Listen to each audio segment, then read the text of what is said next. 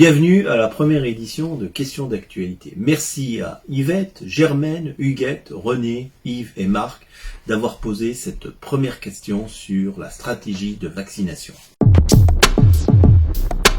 Actuellement, vous pouvez prendre des rendez-vous soit par internet sur le site doctolib.fr ou santé.fr ou sur les plateformes à la clinique Notre-Dame à Thionville au 03 87 39 69 99 ou à l'hôpital Bel Air au 03 87 345 345.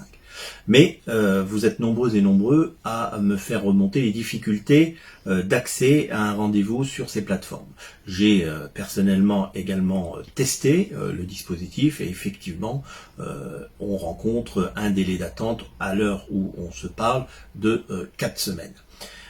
Mais je dois dire aussi que le gouvernement a renforcé le nombre de doses disponibles dès ce matin avec la livraison de 5000 vaccins pour les jours à venir, 10 000 en fin de semaine et 15 000 la semaine prochaine, soit un total de 30 000 vaccins délivrés par la Solidarité nationale.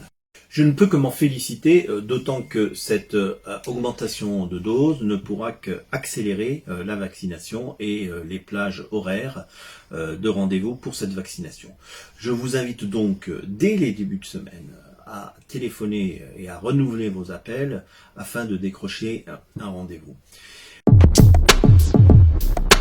D'ailleurs, Yves, vous m'interpelliez sur les risques de perdre des vaccins. Je peux vous répondre que non, parce que toute dose sera utilisée pour les personnes âgées, sera utilisée pour les soignants, donc aucune dose ne sera perdue.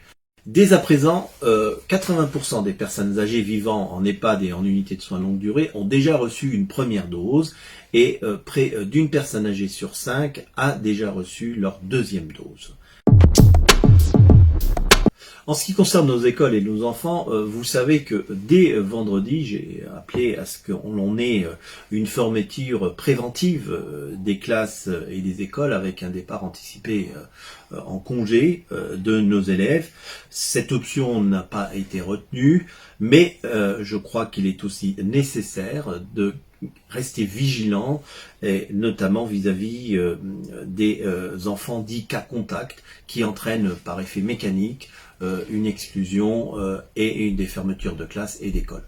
Le point effectué cet après-midi avec l'académie montre aujourd'hui qu'en Moselle, nous sommes à 15 écoles fermées, ce qui fait à peu près 200 classes qui sont fermées. Il est important que nos élèves et nos enfants retrouvent un cadre sanitaire maîtrisé. C'est pourquoi je pense qu'il sera nécessaire à la rentrée de proposer systématiquement des tests salivaires avant le retour en classe des élèves et des enseignants. Il est également nécessaire pour limiter la circulation du virus et les possibilités de mutation, notamment sous sa forme dite sud-africaine ou britannique ou brésilienne, de limiter les brassages. C'est pourquoi j'ai proposé également que les élèves soient systématiquement, pour les établissements qui n'auraient pas encore effectué ces mesures, que les élèves restent en classe et que ce sont les enseignants qui rejoignent les classes. Et enfin, dernière mesure proposée cet après-midi, c'est d'élargir la pause méridienne dès 11 h, permettre aux élèves de pouvoir déjeuner jusqu'à 14 h pour limiter, en termes de jauge, le nombre d'élèves et le nombre d'élèves en attente de déjeuner qui sont également probablement des sources également de contamination possible. Enfin, nous atteindrons plus facilement et plus rapidement l'immunité vaccinale collective dès que notre médecin traitant et notre pharmacien pourront vacciner largement. Dès le 25 février prochain, l'arrivée d'un nouveau vaccin permettra à l'ensemble des professionnels de santé libéraux de pouvoir nous vacciner. Avant de nous quitter, il me paraît essentiel de revenir sur les mesures barrières qui seront toujours nécessaires, qui ont été nécessaires avant le vaccin et qui seront toujours nécessaires après le vaccin.